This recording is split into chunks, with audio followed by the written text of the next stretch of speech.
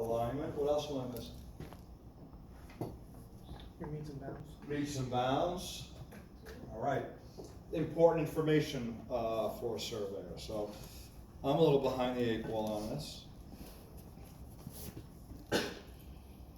But I do have enough pieces here where we can get up and going.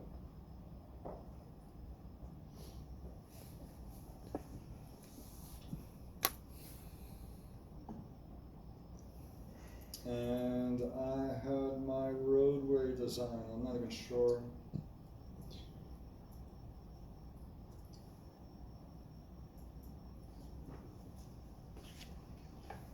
How far I got in there.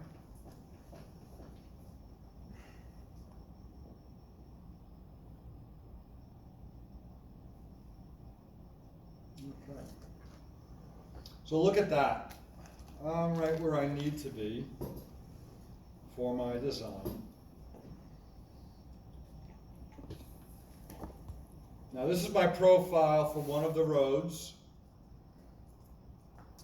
Remember last week I told you that it just wasn't modeling right and I should see a curb and a crown.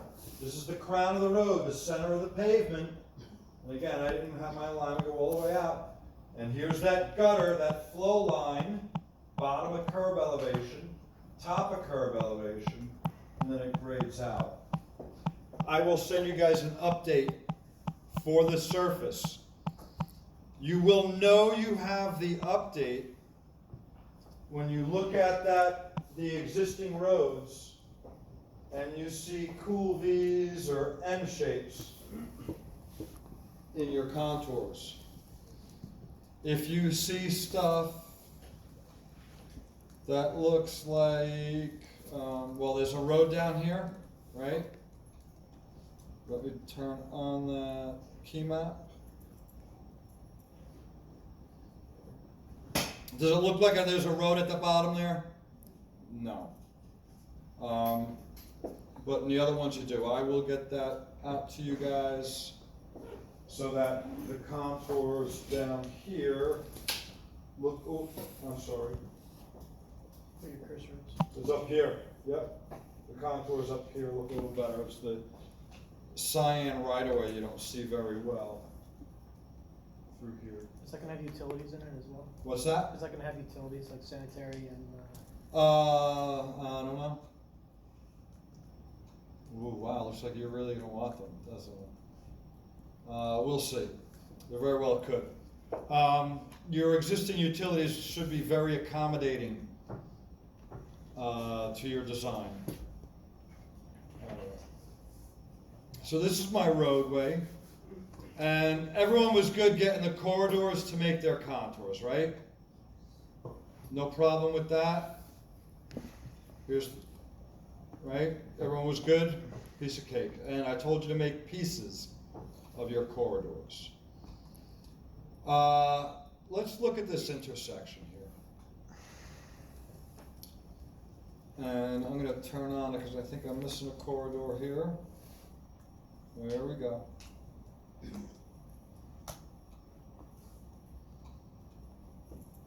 And let's look at this crossing.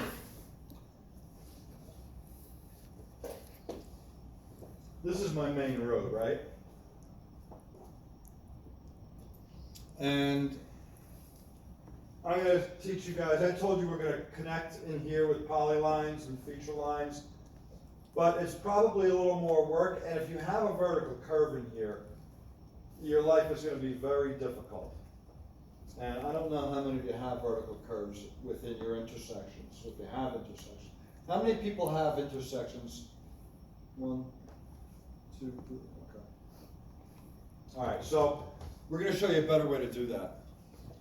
If I look at this, right, my assembly, and then I look at this main road, forget this, or imagine it's connected. When I bring this in, this line's pretty much going to stay the same, right?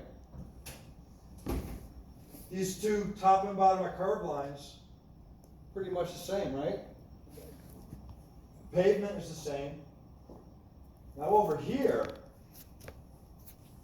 the pavement is the same, but the curb is not, right? And what happens beyond the curb is not, because this one has to deflect out, this one has to deflect out. So what I'm gonna do is I'm gonna come over here, I'm gonna copy this. And I'm gonna remove that curb and that.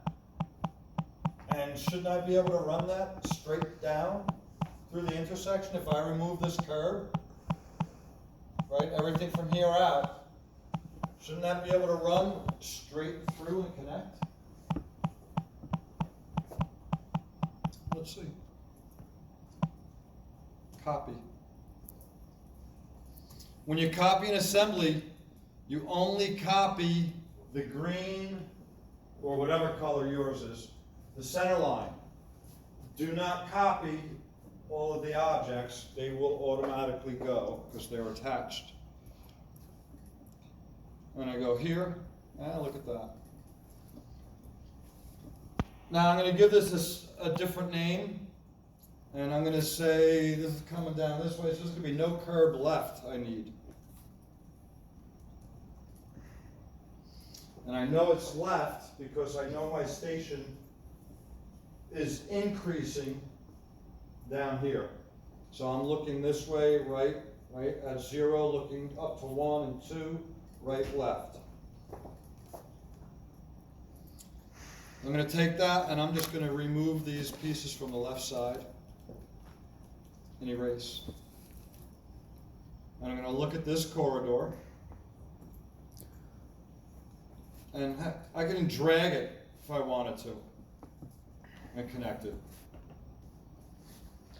Or later on, I could even delete the other one and drag that one all the way down. And that's probably what I'm going to do. I'm going to be dangerous. I made 2 corridors here. But I'm just going to take this one and drag it down to the end.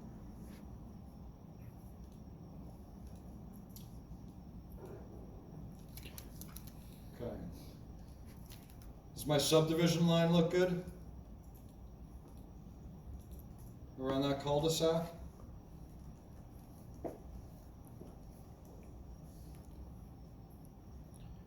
Need a curve. Yeah, missing a curve, right? Subdivision 2, I might have a subdivision 3. Oh, there we go. Is that a little better? Where does this corridor actually end? Where should I end it? Where did I tell you guys to end your corridors? Here? Where the curve begins, right? Or the line ends, right? So that curve begins here and here. That's where I want to drag it to. And I'm going to drag it, look, right to the end point of that line.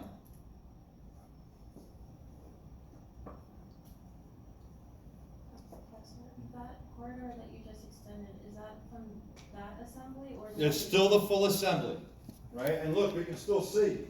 This is not good, is it? What's going to happen if I leave that curve there? And Yeah. people leaving are going to go ding, and people coming in are going to go ding.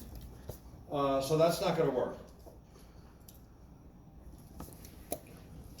Split region. I hate these projectors. Okay. Your ribbon has a button that says split regions, but you could also go into your corridor properties. And in your parameters tab. And let me see if I can. Hey! This is the region we have on that horizontal baseline. I could split, insert region. There are buttons for all these things on the ribbon. When you select the corridor, that contextual ribbon, right? You select the corridor, all the corridor tools appear. But I can split the region. And again, I'm going to split it at the end point of that curve and the end point of this curve. So I told you those curves are where we stop everything. And it got those stations and it made 3 regions, right? Because I split it here, made 2, and then I split it again to make a 3rd. All I need to do is change the assembly for that middle region right now. And you look over here, here's the assembly. They're all using the typical road, and I had one with no curb left. I hit OK, and I'll rebuild that.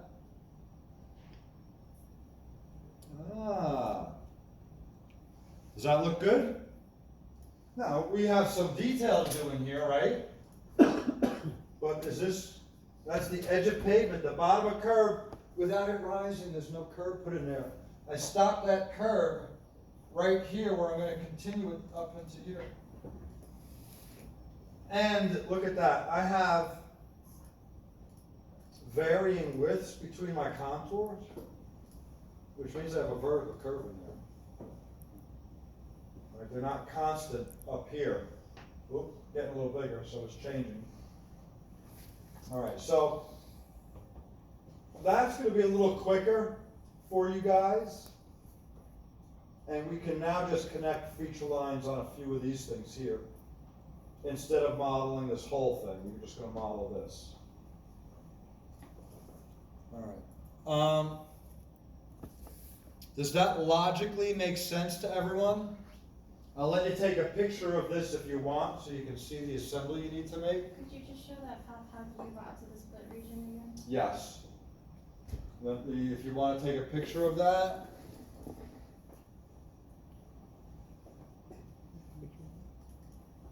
Don't get me. Okay. So this is really what you want to do, and just note with that picture that you remove the curb and the right-of-way grading and the daylight grading from that one side just through the intersection. You still need it here, right? Here's our curb, top and bottom, our right-of-way up at 2%, and then our daylight down.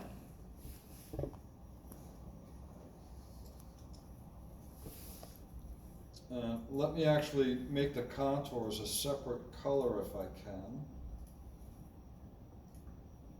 so that you can actually see the difference between the corridor and the surface, because the corridor is generating those contours. Right? Here's the corridor. Remember I told you? The average end area. Your alignment is the XY path. All through here, right? Your profile defines how high or how low this is. And we just take this cross section and slap it every 25 or 50 feet. We get a little more in horizontal and vertical curves. And if they just connect the lines here to here, well, there's your curve, there's your crown, there's your curve, there's your right-of-way grading, and your daylight where it connects. So, let's look at our intersections.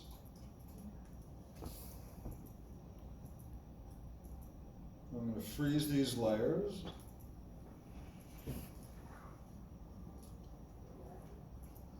And I'm going to come in here, and here's my corridor, right? I see again, look at the corridor lines. This is the assembly, here, here, here, here.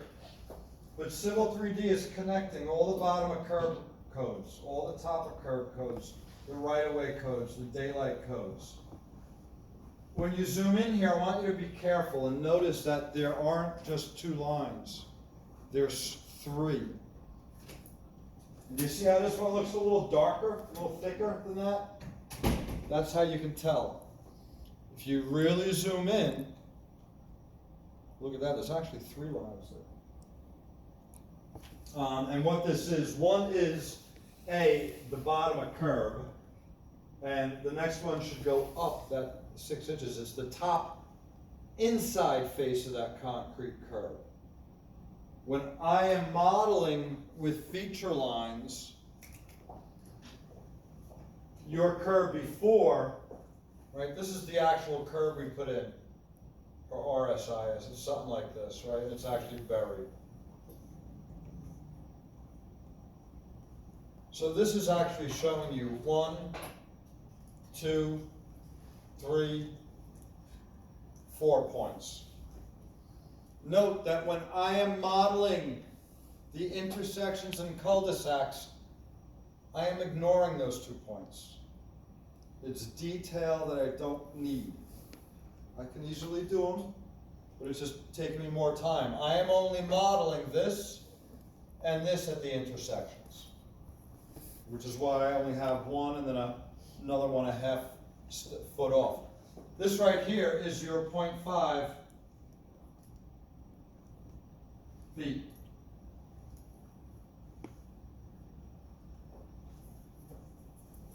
Okay, so again, I'm just simplifying that model because it's basically wasted time for me. With that said, do you guys know how AutoCAD snaps work?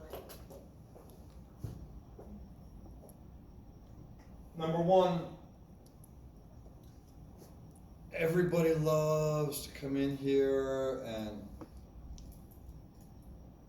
I'm going to tell you, I see this with almost all the users, especially newer users, and I'm going to need this, and maybe I need that sometimes, and I like that, and this one, and they're running with all these snaps going. Number one, you're driving AutoCAD bonkers, especially if you use the nearest snap, because the nearest snap means that AutoCAD is non-stop computing on you. It's never stopping. As soon as you move your cursor, it is always, always, always looking for the nearest object to target, right?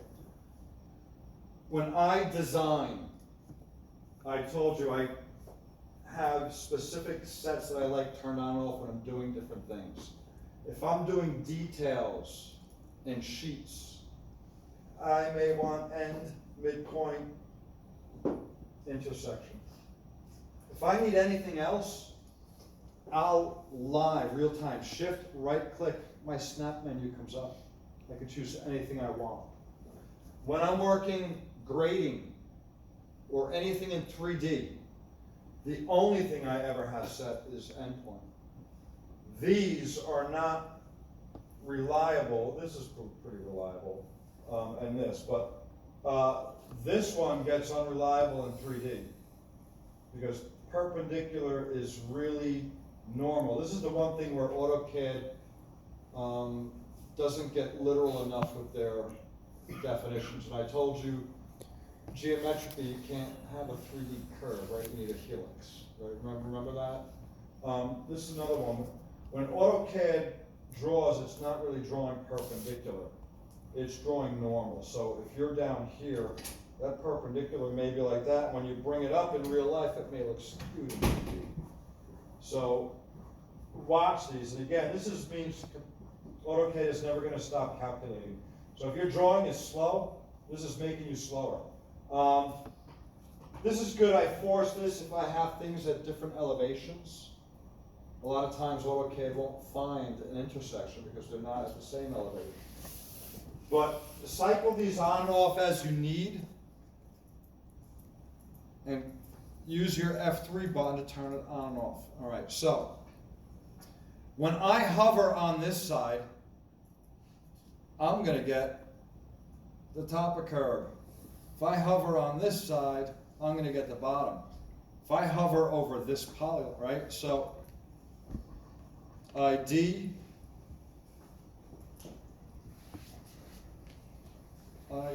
not wrong. We get there, can you see the command line? No. Right, 372.08. So if I look, and that's going to be the same elevation there. But if you come over here, it's going to depend. If I have different objects, look, this now has the same elevation, 372. If I go to elevation 0, and I do ID, if I hover over here, I'm going to get 0. If I hover over here, I'm gonna get that 3D. This is where and this is really AutoCAD, is making those things. So use these tools to your benefit, simplify them, and know that when you're hovering that cursor, the direction is gonna matter. If I have 3 different things at 3 different elevations, let's put another polyline over here and put this one at elevation 100. So whether I use ID or draw, I can look at that same XY point and get 3 different Z values. This is where you guys have to be careful to make sure you're connecting in 3D where you should, and that's why I told you guys to use a 3D view when you're grading, and you will see where and how you connect. And there's my, where are we here? Somewhere over yonder I should have those lines. There's one, right? That's the one at elevation 100. There's another one down here at elevation 0 somewhere. And then there's another one up at the elevation, or it should be at the elevation of the surface. Oop, here they are, that's one. Oh, there was only 2. Yeah. All right, so know your snaps, know where you're going, because when you do these intersections, right, you want to make sure that you're snapping to bottom. Look how close that inside top of face is. Right, you can't even see. But that's those 2 lines right there in 3D. All right? And I told you when I'm doing my intersections, I am ignoring this line, and instead I am only going to draw the back top of the curve and the bottom flow line of the curve. And I am going to ignore the top inside face, just for simplicity. Does that make sense now? All right.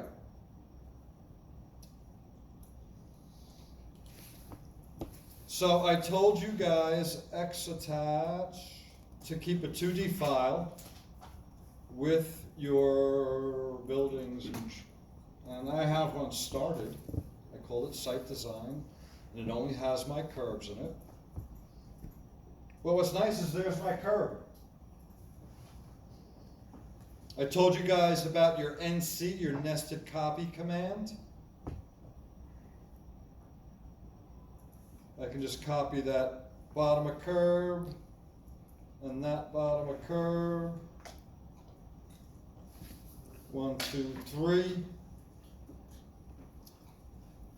And if I unload that X reference now, I just copied those bottom of curb lines into my drawing. And look at that, it should line up perfectly with my corridor, because it's a calculation, right? We told our corridor, put that bottom of curb 14 or 15 feet from the center. You can take the alignment, it should line up perfectly, and it does. All right. So I told you guys we needed to start with some basic polylines here, and I brought 2 of them in, right? What other polylines do we need? And I'll try to zoom out a little bit here. I keep forgetting you're not seeing my full screen. So, and let's put this, we'll make this color 5, we'll set it current, and I'm just going to work on that layer for a little bit so we can see it. So I told you when we do these intersections, we need to start with some lines. Bottom of curve is one. What else do we need? Top of curve here. That'll come a little later. What else do we need? Crown. The crown. Perfect. I do need the crown. I'm just going to temporarily trace over here for now. What else do I need? Daylight, What's that? the daylight, approximate. The daylight, an approximate daylight, I do need that. I can draw them in. Oh, you guys are good.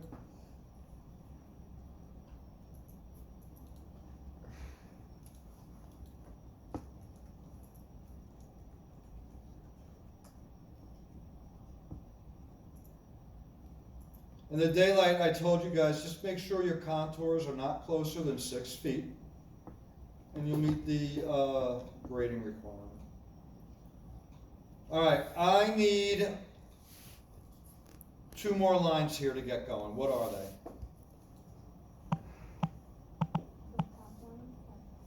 My tie-ins, right? The 2 places where I'm tying in. And call them that. Because this is where I gotta tie into the existing pavement. Literally. And this is where I wanna tie into the roadway I designed. So you just need a polyline right across the end of the corridor and a polyline across the bottom of curve.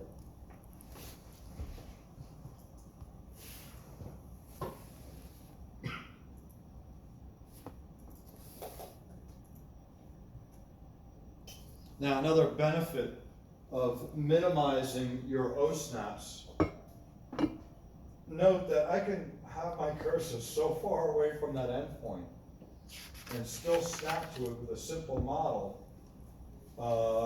And again, it saves me time panning and zooming. All right, and I need my last one, which is gonna go right across the end of the corridor.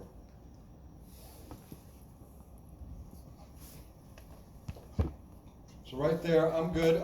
Someone did say top of curve. I will do that offset now, 0.5.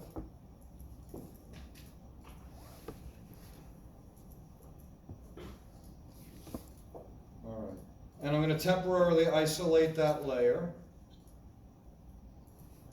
And I'm going to do a little trickery.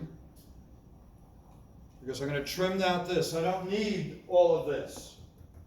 But I have work to do here, here, and here. I want to save it. So I'm just going to type REC. And I'm going to go trim. And I'm going to do that to get rid of those parts. I could use the polyline and this one up here. Either way. All right, and I just did that again because I want to keep these because I have some more work. But there's my beginning. This is what I need, 1 second, to do an intersection. Take a picture if you want. Those are the polylines. Go ahead.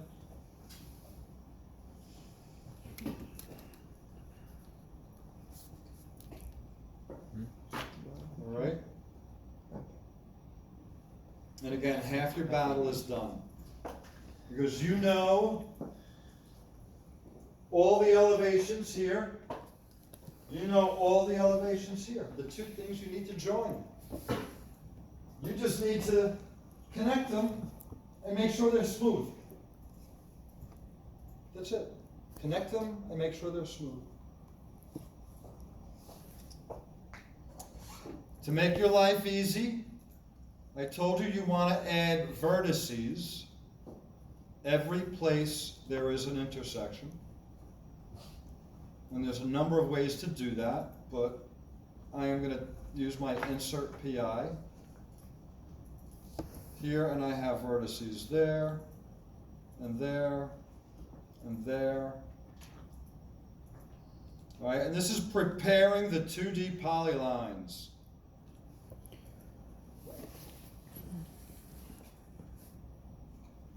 And I want to make sure there's no overlaps over here. And it looks like I might have a little bit, but we'll see that in the future. All right.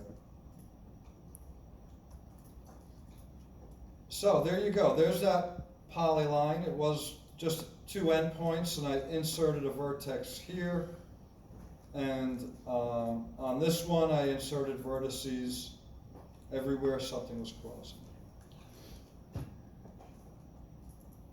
And I went feature line, create from object, from the home menu, the home tab of the ribbon.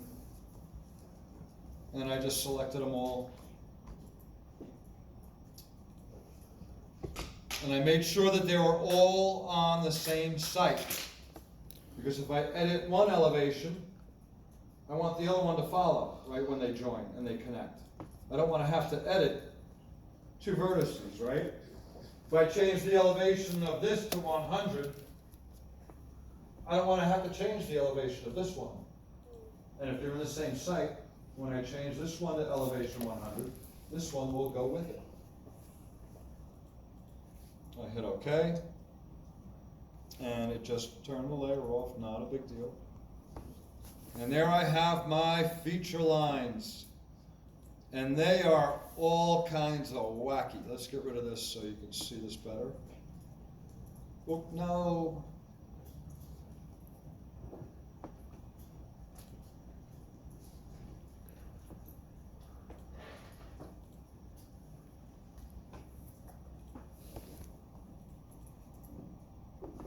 Unload, not open, okay.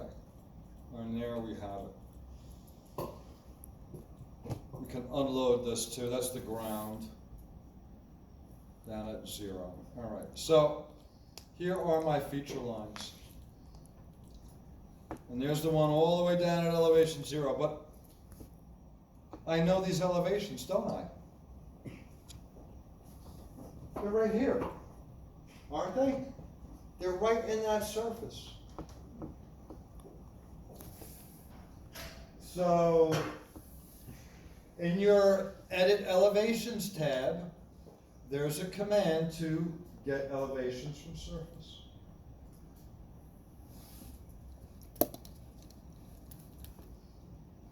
And the surface I want is EG, right?